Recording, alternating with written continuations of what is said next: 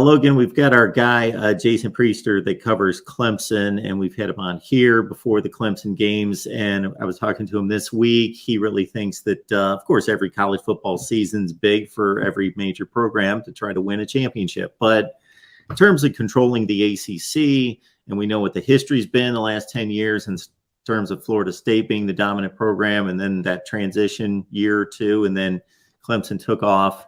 And even though they had a down year for them, they still won the ACC and didn't lose a game in the conference.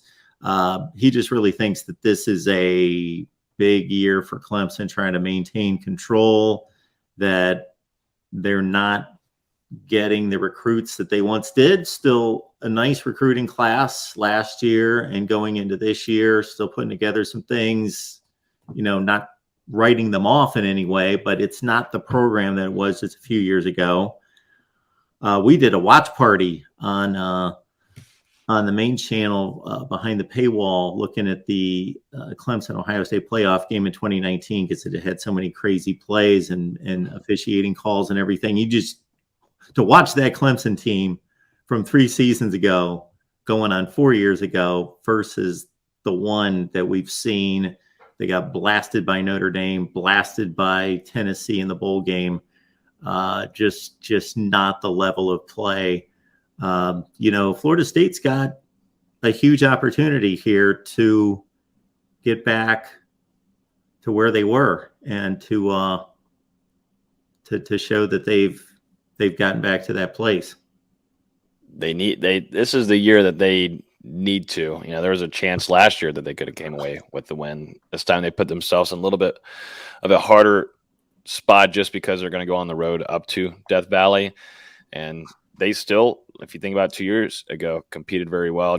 I almost said Jaheim Bell, Jermaine Johnson with the big time play there that said, oh wait, hold up, FSU might upset the Tigers up there in Death Valley. Just couldn't finish it off, and that was because there was a lot of mistakes being made, and players still had to do some maturing. But you go back to last year, you saw the maturity change and them be able to compete there with the Tigers. And one of Florida State's biggest weakness has been going against Shipley.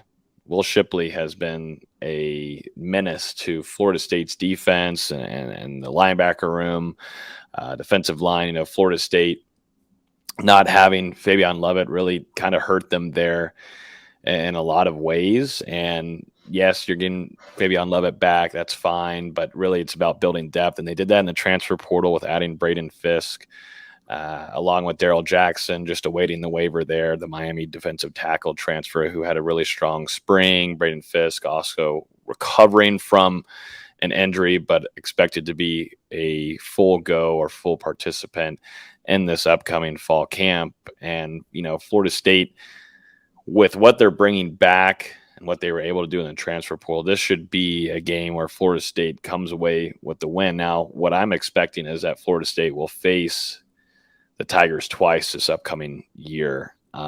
Just depending on how the Tar Heels look, I'm not too sold on Pittsburgh. Duke might be one that out of nowhere maybe is able to compete there at the end of the season. Now that the divisions are gone, this is going to be the top 2 teams in the ACC competing for that ACC championship in Charlotte.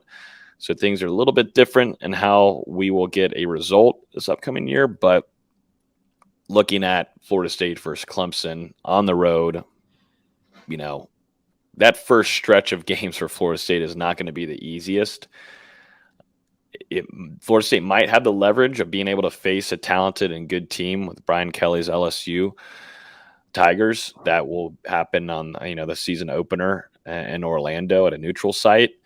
That might be a good thing for Florida State to go ahead and understand what worked, what didn't against good competition, because I think FSU fans would way rather have it be in that situation where you're going into that one and you're like, oh, wait, this isn't working, going off and the trenches, or I got to move a guy around. I got to figure out where I'm going to use Jaheim Bell. How am I going to utilize Keon Coleman with Johnny Wilson off to the other side? How does that fit my offense the best? And also a running back room that lost Trayshawn Ward. So this is definitely the season for Florida State to come away with a win, but there you can't overlook where Florida State has gotten hurt pretty badly, and that's Shipley running all over that defense. And I know there's a quarterback change, and you've got Klubnik now, and your biggest threat to him is just passing the ball. You're not really worried about Ukulele anymore. He's gone. But and his running game threat. But Klubnik, if he can get things together, he can be an impressive thrower. But you just got to hope that your star defensive end, Jared Verse, is able to get back there, and what you're able to do in the trenches in the transfer portal and bring back with Fabian Love and Joshua Farmer can change some things and bring pressure to a younger quarterback going into his second season.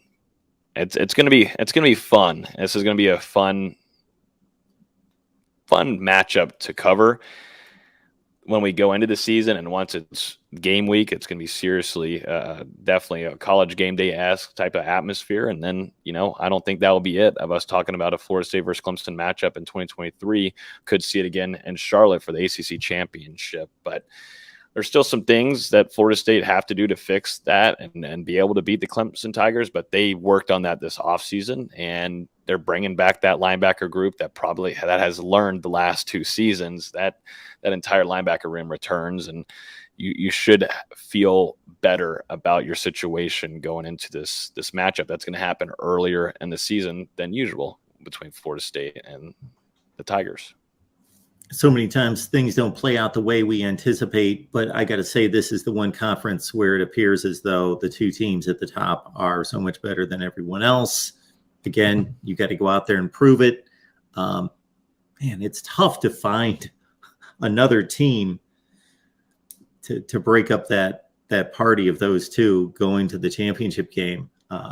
You mentioned maybe Pitt, Duke, North Carolina. Maybe they have outside chances. There's no Sam Hartman at Wake Forest to make them one of the better teams in the league anymore.